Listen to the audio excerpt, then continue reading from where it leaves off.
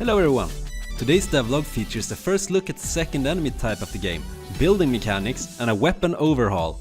My name is Simon and I'm the game director here at Far North Entertainment. Welcome to devlog number 8, Buildings and Bullets. Don't forget to subscribe. Okay, let's see what we got. First out in today's devlog is the new zombie. This is a much bigger version of the previous zombie, which has much more hit points. This will make weapons such as the shotgun, which uses more expensive ammunition, more useful.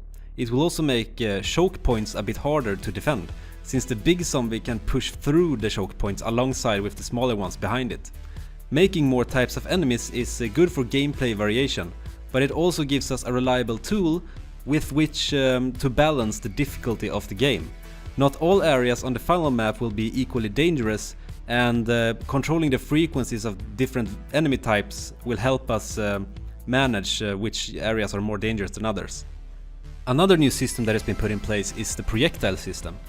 Previously in the game, whenever a player fired a gun, we simply measured where the player was aiming and instantly applied any damage to zombies in front of the player.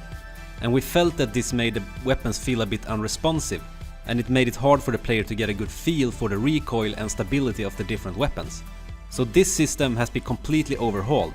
Now instead, projectiles are spawned, which are simulated independently and apply damage to enemies once they actually collide with them. Of course, the biggest implication of this is the visual difference when shooting. This week's devlog also features a new major mechanic, and this is the new system which have been put in place, which allows players to build walls and tile-based objects in the world. This is the first step towards the base building part of the game, which will be the second big activity that the players will focus on in the game. Some of the buildings that are planned until the end of next sprint include electrical generators, workbenches, research stations, and there will also be storage chests where the player can save materials and loot, as well as decorations such as lamps to light up the base. The plan is for this sprint to create content for the base building system, which will allow players to play the game for a while and still have things to do and to progress in the game. There have also been some improvements to already existing features, such as the grenade explosion, which has completely new particles. These particles were downloaded in an asset pack called the Unity Particle Pack 5.x, which you can find on the asset store. The map is also in a state which is considered to have catched up with the previous demo version of the map, before we redid the whole map system. And finally, zombie responsiveness and pathing has been improved. Before this improvement, you could often hide in corners and the zombies wouldn't reach you. But right now corners are no longer as safe as they used to be, and zombies are not as unpredictable when it comes to their attacks. They are much more responsive to player proximity. The biggest task this week, however, that is not yet finished is the big client-server communication overhaul. The client-server communication when it comes to synchronizing everything that happens in the game is being reworked from scratch. Instead of synchronizing the whole world at the same time, we will stream chunks of the world map on demand to the clients.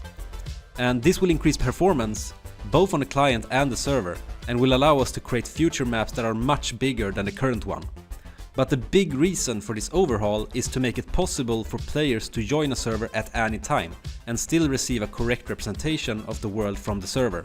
This means that a lobby will not be required before starting up a game session, since friends can join and leave the server as they please. And we feel that this fits well with the open world setting of the game. Although it is a major undertaking, we hope to have this ready before next week's devlog. The plan until next week's devlog is to have a ton of new assets implemented, and this includes machines, it includes floors and walls and stuff, basically everything that we need to implement the new base building system. The new big zombie will hopefully also be in the game and not just a model and animations waiting to be implemented. The system for building and modifying weapons will also be overhauled, since the current system is deemed a bit unresponsive and not so intuitive to learn and work with. And Kevin wanted me to show you this! And that's it for this week's devlog. Don't forget to subscribe to our channel for future updates on the game, or sign up for our mailing list if you're just interested in the game in general. You will find links to the mail list, our Discord server and more down below in the description. See you next week, have a great day!